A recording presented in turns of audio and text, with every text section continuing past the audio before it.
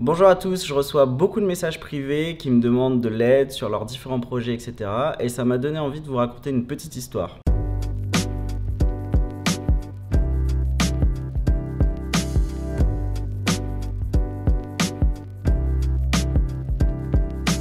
Quand j'avais 16 ou 17 ans, il y a un projet à l'île de la Réunion qui sortait un jeu vidéo qui s'appelait Dark & Light à l'époque. Cette société, elle s'appelait NP Cube et moi j'étais bénévole dans un site de jeux vidéo qui s'appelait Monde Persistant. Oui, j'étais déjà fan de jeux vidéo très jeune. Donc d'ailleurs, je me souviens puisque j'avais 16-17 ans et je devais les interviewer pour ce site de façon bénévole et j'avais pas le permis évidemment. Donc c'est mon père qui a dû m'amener puisque c'était à 40-45 minutes de chez moi.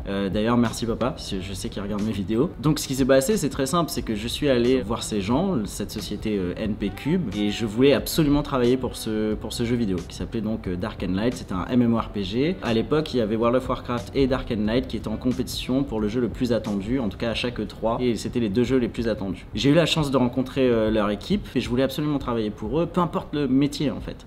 Je voulais être balayeur, designer, graphiste, peu importe, je m'en fichais, je voulais juste bosser pour eux. Ça s'est pas fait évidemment. Pourquoi? Parce que j'avais 16 ans ou 17 ans, je sais plus, et que j'avais en réalité rien d'autre que ma motivation à leur apporter. Et je comprends aujourd'hui leur choix.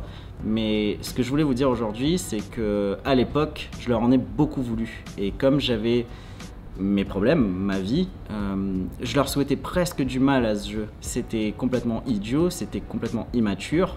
Mais comme vous le savez, sur cette chaîne, j'aime bien partager avec vous les choses de façon efficace et transparente surtout. Je leur en ai voulu et je leur ai souhaité tout le mal du monde et j'avais l'impression surtout qu'ils étaient responsables de mes propres maux.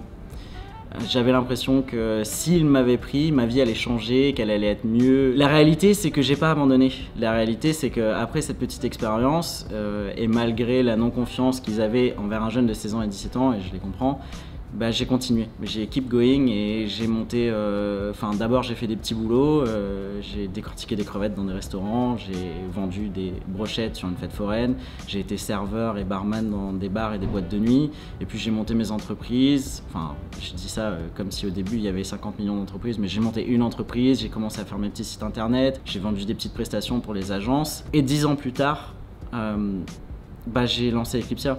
Et évidemment, je revenais à mes premiers amours, le jeu vidéo et tout ça. Donc oui, certes, c'était pas créer un jeu vidéo ou machin, mais en tout cas, j'y revenais. Ce petit message, il est très simple. C'est pour dire à tous les gens qui m'écrivent de ne pas prendre mes non-réponses potentielles comme un manque d'intérêt de votre vie. C'est juste qu'humainement, je ne peux pas vous répondre efficacement à chacun de vos problèmes. Mais prenez-le comme une force, comme je l'ai pris. Et si d'ailleurs vous me souhaitez du mal parce que j'ai pas pris le temps de vous répondre, je trouverais ça très fair-play parce que je l'ai fait aussi avant. Mais prenez-le vraiment comme une énergie, prenez-le comme un moteur pour vos ambitions futures. Vous avez tous du potentiel, de toute façon, on a tous du potentiel. Ça dépend ce qu'on en fait et ça dépend si on a envie d'aller au bout.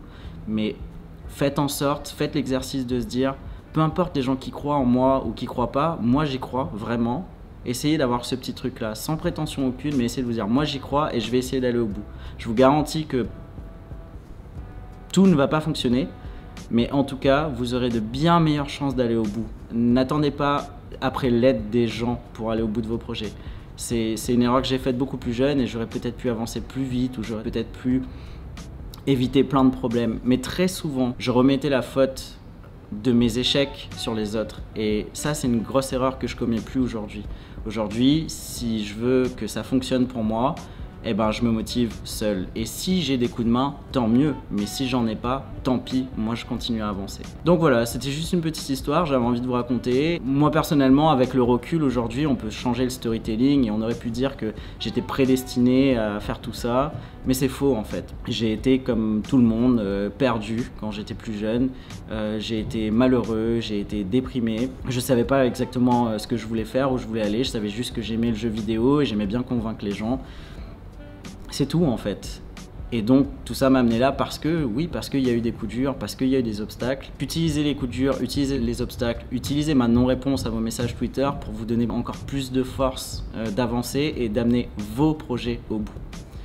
Dans la mesure du possible, évidemment, j'essaie de répondre à un maximum d'entre vous, mais c'est juste pas possible en fait. Donc je m'excuse parce que c'est quand même une volonté de ma part de laisser mes DM Twitter ouverts parce que j'adore communiquer avec vous et j'essaie sincèrement de répondre à tout le monde. Mais des fois, très souvent, sur des trucs hyper précis comme est-ce que tu pourrais m'aider là-dedans ou là-dedans ou là-dedans, en fait, je mets de côté en me disant je répondrai quand j'aurai plus de temps. Et le truc, c'est que moi j'ai mes trucs à côté et je trouve jamais le temps de répondre. Et après, je reçois d'autres messages, ce qui fait que ça tombe dans l'oubli. Et je m'en veux terriblement, mais la réalité, c'est que je ne pourrai pas répondre à chacun d'entre vous. Et donc, utilisez cette non-réponse comme une force, vraiment. Utilisez-la vraiment comme une force. Continuez d'avancer, croyez en vos projets et ça va le faire. Moi, ça m'a mis 10 ans à vraiment revenir dans mes premières passions. Et entre la vente d'Eclipsia et la création de cette chaîne YouTube, qui est une passion, ça m'a de nouveau mis 2 ans. Abandonnez pas au premier pépin, abandonnez pas à la première non-réponse, abandonnez pas quand des gens ne croient pas en vous. Juste faites d'autres choses, décortiquez les crevettes s'il faut. Mais tôt ou tard, vous reviendrez sur vos premiers amours et là, ça va fonctionner pour vous.